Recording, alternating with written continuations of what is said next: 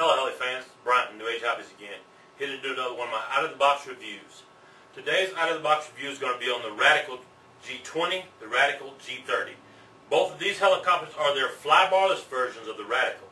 Previously I did a video of the RADIKAL G20 and that was the fly-barred helicopter. If you notice, both of these have the same canopy on them. If you buy their carbon fiber version of the G30, you get this fiberglass paint canopy. Their RADIKAL G20, this is their light, their LT version. It actually comes with a plastic canopy with a plastic cutout lens and some decals. I went ahead and put the custom canopy on this helicopter. I'm going to go ahead and remove the canopies from these helicopters right now so you can take a look.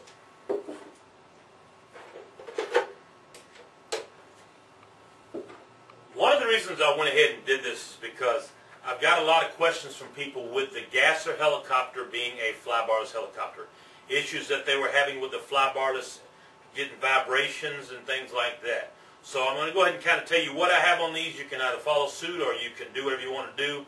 But it takes a little work to eliminate the vibrations, but you can do it and they fly very, very well. I'll go ahead and post some video of the RADIKAL G20 out there so you can see. And then we'll go ahead and post some video of the 30 a little later so you can see what they fly like in the flybarless version helicopters.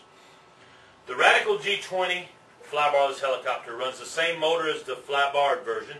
I have the G20 Zenoa motor in here. It is electronic ignition, so therefore I'm running 2 onboard batteries. On this one here, I actually have the Skookum 360 flybarless unit mounted on this particular helicopter. I do have the spectrum telemetry on this so I can monitor both of my batteries. I am running the servos at 6 volts, so I have a voltage regulator on here to run at 6 volts. 620mm main blades, like the RADIKAL G20 flybarred version. It is the same all the way throughout. It has the belt-driven tail with the servo on the tail boom. I did go ahead and change the tail blade grips on this particular helicopter. I've got the Quick UK with an aligned pitch slider on the back of this helicopter. The gyro on the back I'm running on this is the Spartan 760. That's because I had one. You know, Spartan has a new Quark now, but that's what I run on here. The flybarless head is all CNC. This is the head that comes with this. I am running a slimline exhaust on this helicopter, and I do have an air filter. One thing different that I did do on here is I did opt to put the removable pull start, which is something that they offer. It does not come with it. It's actually bolted on there. Here's what the pull start looks like. Most of the guys like to remove the pull start because they say it saves weight. I don't know. It's not very heavy, so it may save a little bit, but you probably don't want it to come off in flight like this, so you can remove it. On the 30 helicopter, it is about 3 to 4 inches longer than the G20. It runs a 690 to 700mm blade. Some of the guys like to run the longer blades, 690, 700. They're close, but there are differences. I do have the aligned tail blade grips on the back of this one right here. The other plastic ones. It does have the aligned pitch slider on the back of this. This is the carbon fiber frame on the G30 here. I'm running the Skookum 720 flybarless unit on here. I have a GV1 governor with a stator gator. Slimline pipe again on this helicopter with an aftermarket air filter also. The pull start is non-removable. If you notice they both sit about the same height, that's because I went ahead and changed it to the 30 gear on this one because the 20 does sit a little lower. The pull start sits about 1 inch off the ground, so I wanted to raise it up off the ground a little bit. This is the stock landing gear on here.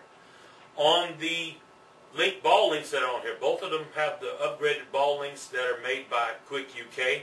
I wanted some color and we wanted to change them out to make them a little different. So that's all. This one is running against the Zenoa the Zenoa 26cc engine. So there is quite a bit of difference. You cannot get that engine in this helicopter. You probably can if you make some mods.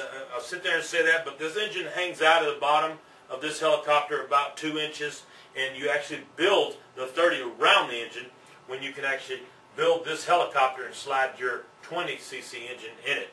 So there's your differences. I get a lot of people who say, hey, can I put that engine in there? It's quite a bit of difference. It's pretty big over here. Your clutch lineup is a little different, but you know, things happen. We can make things work. Other than that, I don't have anything else to say about these two helicopters. I'll put some video out there so you guys can take a look at the video and see them flying. The questions I get about the flybarless is how do you eliminate your vibrations on them? Well, once your engine's tuned right, which you kind of have to do it very quickly to get the flybarless to work so you don't get the popping and jerking and the bucking. is just change from with the Flybarless units. They give you that foam to put them on. You're going to have to kind of work with different types of foams to get these Flybarless units to work. I use a real soft foam to make these work because I've tried the ones that came with it, and I do tend to get a little oscillation and some reflection from that, so I did change them to make them work. But once you get that worked out, they fly awesome. They're like, you know, a big couch in the sky, I'd say. Other than that, guys, you know where to find me at. I'll see you out in the field flying these helicopters. Until then, thank you for calling New Age Hobbies. I'll see you later.